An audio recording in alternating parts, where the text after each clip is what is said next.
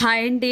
Fish fry వచ్చేసి ఊరు నుంచి అమ్మ వాళ్ళు అయితే పంపించారనమాట. మేము ఉండేది మెయిన్ రోడ్ పక్కనే, అక్కడ అమ్మ వాళ్ళ హౌస్ కూడా రోడ్డు పక్కనే. సో నైట్ బస్కి ఇచ్చేసి వాళ్ళ చేతిలో అంత మనీ పెడితే బస్ ఇక్కడికి వచ్చిన తర్వాత మార్నింగ్ అయితే కాల్ చేస్తారు, వీళ్ళు తెచ్చుకుంటాము. ఇంకా నా మ్యారేజ్ అయిన దగ్గర నుంచి కూడా అమ్మ వాళ్ళు నాకు కానీ పిల్లలకు కానీ ఏమన్నా కావాలి తినాలి అనిపిస్తుంది అంటే ఇంకా ఇంటి దగ్గర ప్రిపేర్ చేసి ఇలా బస్కి అయితే ఇచ్చి పంపిస్తూ ఉంటారు. ఫస్ట్ నుంచి ఇంక ఇదే జరుగుతుంది.